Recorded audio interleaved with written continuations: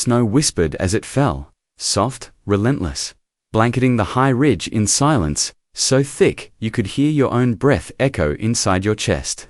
A single pair of boot tracks cut across the drifts, leading from the crooked gate of a weather-beaten homestead to the edge of the frozen bluff where a man stood, staring down at three bundled figures standing uncertain in the snow below. The wind pushed his coat back.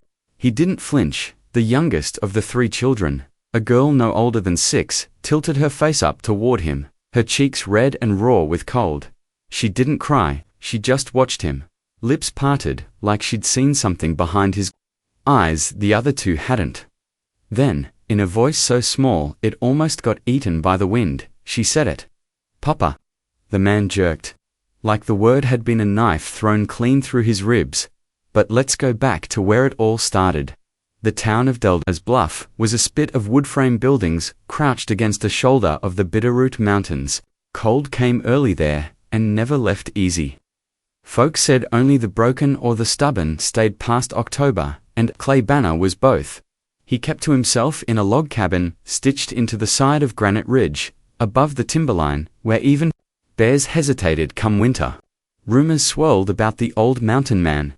Some said he'd fought for the South and never laid his rifle down after others claimed he'd once killed a man with a spoon in a mess hall argument back in Missouri. Truth was, no one knew, because Clay didn't talk. He came down to town twice a year. Once in spring for salt, flour, bullets. And once again, right before the first hard freeze, to stock up and vanish. But this year, he came late. He walked into Delda's Bluff on a Thursday, beard rhymed with frost, dragging behind him a half-busted mule cart. He didn't head for the general store like usual. He went to the orphan tent. There'd been an outbreak, diphtheria, maybe back east, and 3 wagons full of orphans had been dumped at towns across the Montana Territory, like sacks of potatoes nobody wanted. Most were sick. Most would die before spring. A few might get taken in by church folk or desperate ranch wives. But 3 had no takers. 1 boy, thin but angry. 1 girl, mute, pale hair, like burnt straw. And the youngest, the one with that look. The preacher tried to talk Clay out of it. "They ain't right for mountain living," he warned, watching Clay run a cracked hand along the boy's jaw, like checking a horse's teeth. The boy's trouble, the middle one don't speak a lick. And the baby, well, hell, she ain't even housebroken. Clay didn't answer. Just laid a silver dollar on the preacher's palm. 1 coin, for all 3. "They ain't cattle," the preacher protested. But Clay had already turned his back. The 3 children trailing behind like shadows stitched to his boots. No one followed them up the ridge. By nightfall, they were halfway to the cabin, wind howling like wolves between the pines, the mule's breath rising in silver steam. Clay never said a word. The kids didn't either, not even the angry one. Something about the cold and the quiet made noise feel like a sign. They reached the homestead just as dusk lit the snow in pink and blood orange. The log house was squat and simple, chimney leaning like a drunk, a tool shed, a goat pen, and beyond it, nothing but the endless godless wild he fed them stew that night, real meat, not scraps. Let the boy sleep on a cot, rolled out furs for the girls near the hearth. Then sat in his rocker, eyes fixed on the fire like he could see something in it, the rest couldn't. They didn't speak. Morning came blue and brutal. Clay chopped wood in silence. The boy watched him from the porch, scowling. The mute girl helped sweep ash, and the little one she wandered, barefoot, until Clay barked and threw a pair of rabbit-hide slippers at her. That night, she said it again, "Papa." The word hung like a curse in the smoke-thick air. Clay didn't move, didn't blink, just stood over the fire, back straight, hands clenched so tight his knuckles whitened. The boy looked from the girl to Clay, his mouth twisted. "He ain't nobody's papa." The girl flinched. Clay walked out into the snow without a coat and didn't return until after dark. The next day, a trapline came up empty. The goats bleated wrong. A shadow moved at the tree line. And Clay Banner, who hadn't spoken to a soul in 3 years, whispered to himself in the woods. Why now? Something had changed, not just the children, Not just the firelight flickering longer into the nights, but something deeper, like the ridge had shifted under his boots, and the wind no longer blew in a direction he recognized, and still, every night, the little girl stared at him from her fur pile. Eyes round and dark, lips trembling with a word too big for her mouth, until finally, on the fourth night, she said it again, and this time, Clay didn't walk away.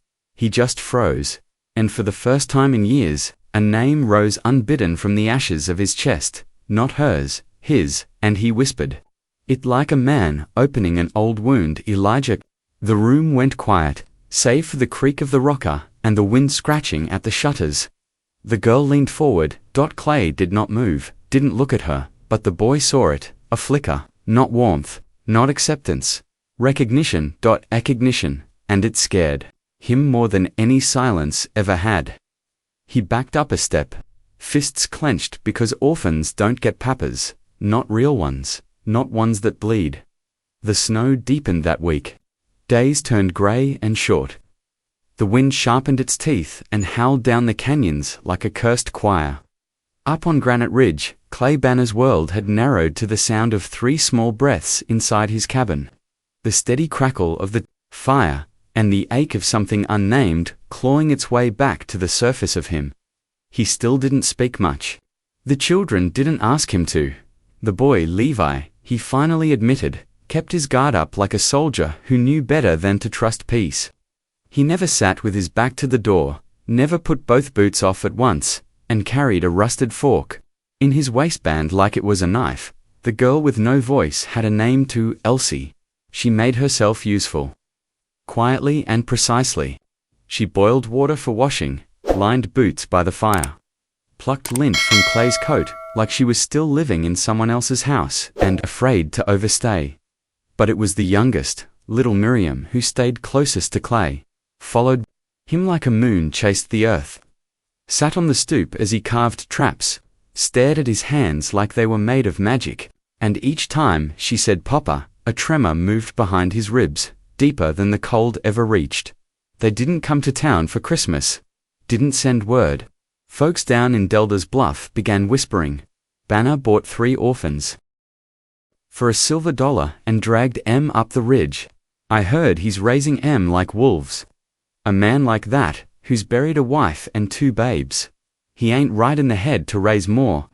The town preacher, Reverend Alcott, rode up once, tried to see the children, tried to speak sense. You can't just take Em like strays. Clay, he said, boots crusted with ice, breath curling between them like pipe smoke. The town has procedures, legal channels, guardianship forms. Clay didn't answer. Know what the law says, the Reverend continued, voice more urgent now. You're not their kin. You're not even hell. You're not even part of the town anymore. Behind him, Levi stepped onto the porch, arms crossed. Elsie lingered in the window, and Miriam, barefoot again, clung to Clay's leg, peeking around the side of his worn coat like it was the safest place on earth. Reverend Alcott saw that. He softened. Just a hair. Clay, he said, quieter now. I know loss makes men strange, but you can't replace ghosts with flesh. That did it. Clay stepped forward, slow shoulders squared like an old gunslinger dragged out of retirement. He didn't raise his voice. He didn't even look angry. I ain't replacin' no one, he said, his voice like thawed gravel. They ain't ghosts. They're alive. The Reverend opened his mouth to argue, but Clay turned his back. Conversation over, but the town didn't forget. A week later, a wagon showed up at the general store, county men from 3 Forks with a stack of papers and questions that smelled like trouble. The storekeep sent word through the postboy, who braved the ridge with frostbitten fingers just to tell Clay. They're comin' for the kids, sir. Clay didn't say, thank you, didn't say anything. Just stared into the fire. That night, a little longer than usual, Levi caught it. They're gonna take us? He asked, voice sharp with the edge of betrayal. Clay didn't look up. They might try. I'll run, Levi said. I've done it before. No, Clay said flatly, you won't. Elsie put her hand on Levi's arm. That was the first time she'd done that. No one said a word about it 2 nights later. Just as the moon rose fat and low over the ridge, a second visitor arrived. Sheriff Thorne, a thick man with a thick voice and little time for sentiment, rode up with 2 deputies and a paper signed in Helena. "Clay," he said, dismounting stiffly, "I ain't happy to be here, but you know the law." The paper was crumpled. He didn't unfold it. Didn't need to. Clay stood in the doorway of his cabin, rifle slung loosely over one shoulder, not pointed, not threatening, but not stowed either. "They're safe here," he said. Thorne sighed, glancing toward the snow-drifted goat pen, then to the small heads visible behind the curtains. "I don't doubt that," the sheriff said, voice softening. "But this ain't about safety. It's about paperwork, custody. Some bureaucrat in Three Forks wants those kids sent east, or at least into proper town care. You know how it goes." Clay shifted his stance. "I didn't buy 'em," he said. "I kept 'em from dying." Thorne stepped closer. "Look, I served with you, Fort Shaw. I know what you've seen, I know what you lost, and I know what this looks like." He dropped his voice, low and careful. "But if you don't hand 'em over peacefully, it'll look worse." For a long moment, nothing moved. Even the wind died down. Then Clay asked, "You got kids, Thorne?" The sheriff nodded slowly. "3 girls." "Then don't teach 'em that the law's more sacred than mercy."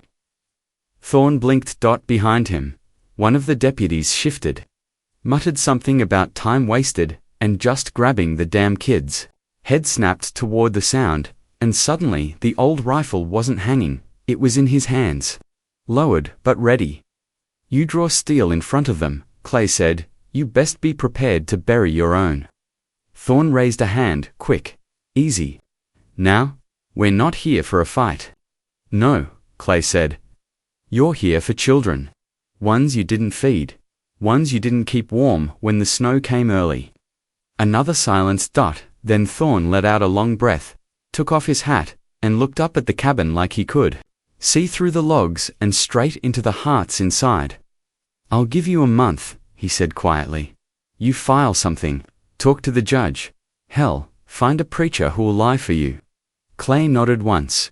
Thorne turned to mount his horse. The deputies looked unconvinced, but followed as they rode off down the mountain. The snow began falling again, soft, steady, covering their tracks. Inside the cabin, Miriam looked up at Clay, eyes big as ever, and whispered, "Are they gone, Papa?" This time, Clay didn't freeze. He bent down and nodded, double quotes, "Yeah, baby girl, they're gone." But the sound of hoofbeats still echoed in his chest. Because mercy had a price, and winter was far from over.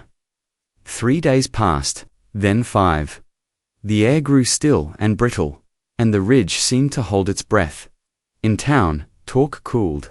The preacher stopped asking questions. The storekeep kept his opinions tucked under his apron. Even the sheriff stayed quiet. But Clay Banner felt it in his bones. The kind of waiting that meant something was coming. The mountain had moods. He could read it like a sky map. The way the crows flew low in the afternoons. The way the goats bleated once, then stopped. And the way Levi paced the porch like a wolf, testing the fence of a trap. "You feel it?" the boy asked one night as the fire popped low between them.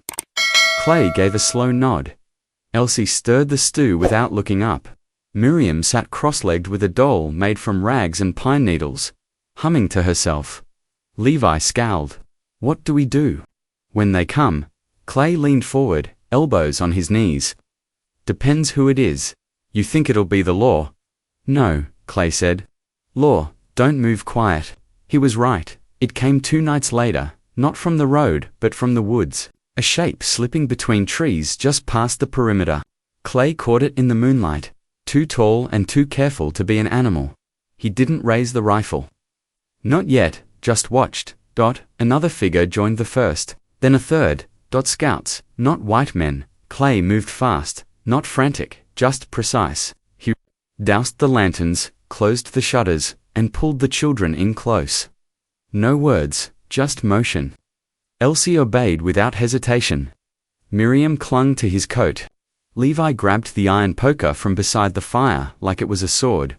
Then Clay waited. An hour passed. Then came the sound, not hoofbeats, not gunfire, but a drum, slow, steady, faint, like a heartbeat through dirt. Clay stood. Levi stared at him, eyes hard. "Who is it?" "Naz Perce," Clay said. "Or Blackfoot. Hard to tell at night." Elsie looked toward the window. "They want something," Clay murmured. "They always drum before a demand." He moved to the door, opened it just a crack. Cold air rushed in. The drum was louder now, echoing from the tree line. There were no war cries, no burning arrows, just that steady, impossible beat, like a promise. Clay stepped outside, alone, and shut the door behind him.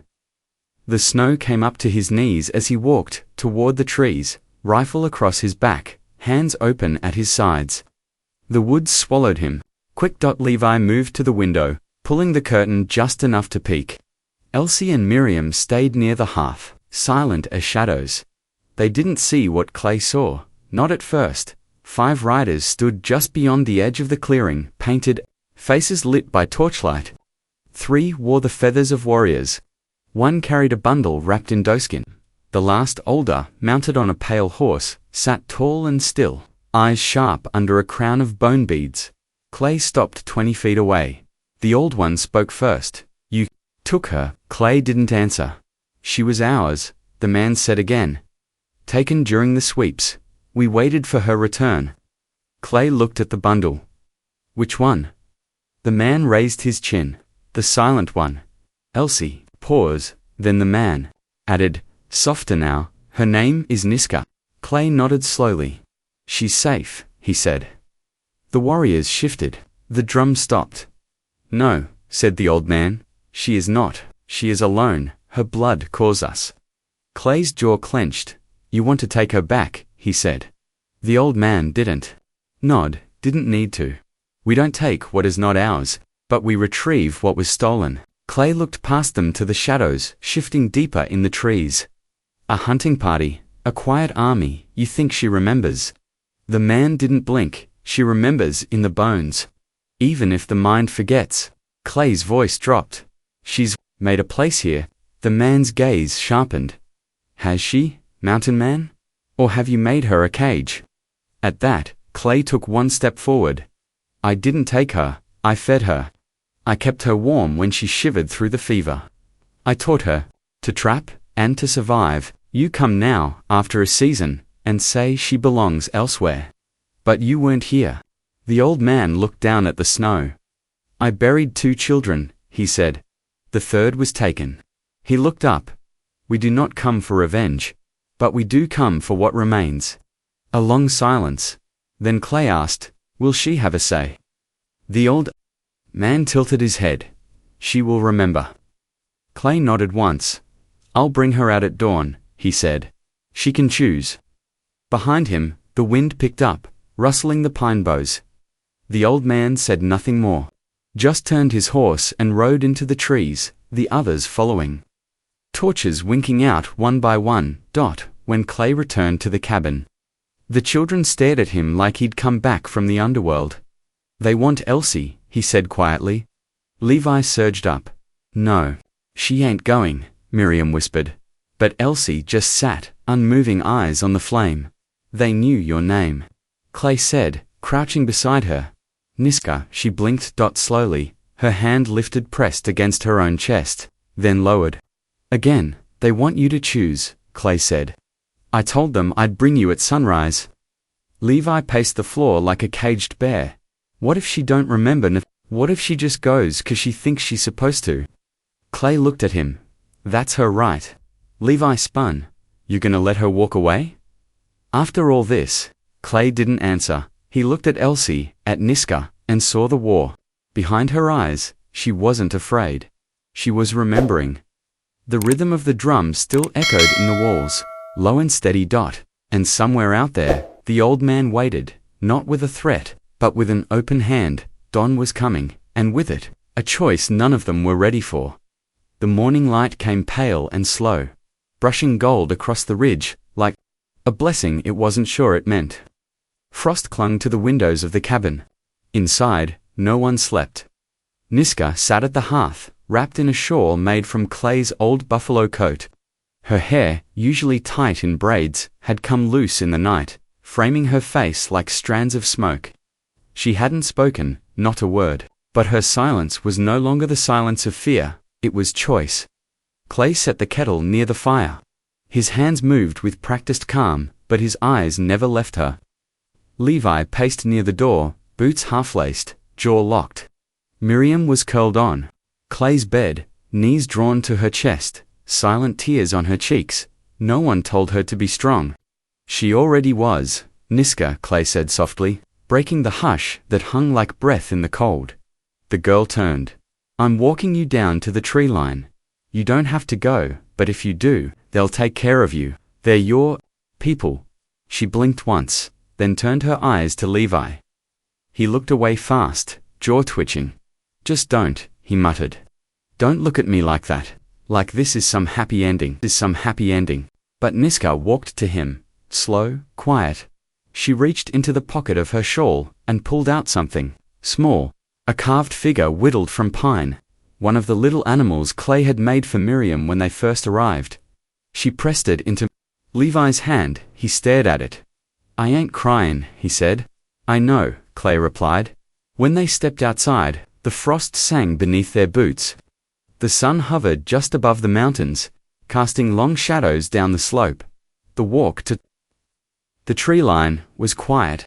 Miriam stood in the doorway, bare feet on the threshold, watching like a sentinel dot at the edge of the woods. They waited. A rider emerged, the same pale horse, the same bone-crowned elder. Behind him, a small band stood in respectful distance. No war paint now, just open faces. The old man dismounted and waited. Niska stood between him and Clay. Her breath came fast in the cold. Clay knelt down, resting one hand lightly on her shoulder. You feel it? He asked. She nodded. You don't owe me anything, he said. But, if you choose to stay, you won't be turned away. She looked up at him. Something shimmered behind her eyes. Then, slowly, she turned, not to Clay, to the old man, and, for the first time since arriving on the ridge, she spoke. Where is my mother? The old man bowed his head. Gone to the Skyfire, he said gently. 3 winters passed. She held your name until the end. Niska's face didn't crumple. It didn't harden either. She nodded once, then walked to him. Clay watched. The old man took her hand, held it between both of his voice, rose in a song, low, rhythmic, humming like a river under ice. The others joined him. But halfway through, Niska stepped back. She turned, ran to Clay, and hugged him. Tight, no words, just arms wrapped around his middle. Face pressed to the rough canvas of his coat. Then she stepped back again, and returned to her people. Clay didn't follow, he just stood there, watching her fade into the forest, smaller and smaller, until the trees swallowed her. The drumming didn't start this time, only the wind. When he came back up the ridge, Levi was waiting on the porch. She's gone, he asked. Clay nodded. She said anything, she remembered. Levi kicked the porch rail, turned to face the trees. I should have told her I was glad she came. You just did, Clay said. That night, the cabin was quiet. Miriam curled beside Clay, one tiny hand clutching his sleeve. He didn't sleep, just stared at the rafters, listening to the wind. Long after the fire died, Miriam stirred. Is she gonna be okay? She whispered. Double quotes, yes, Clay said. She's home. Miriam was quiet a while, then, without lifting her head, You're still our papa. Clay didn't answer, but his hand, rough, cracked, clumsy, reached over and held hers outside.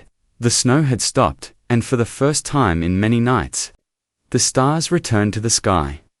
Spring came late to Granite Ridge. The drifts melted slow, pulling away from the stones like tired ghosts. The goats grew restless. Streams began to hum again beneath their layers of cracked ice, and Clay Banner built a fence, not for the goats, for a garden. He'd never had one before. Never saw the point in tending to what would die by first frost. But this year, he dug, shoveled, lined stones, marked out rows. Miriam watched him from the steps, chin on her knees, eyes full of the kind of questions she hadn't needed to ask when Niska was there.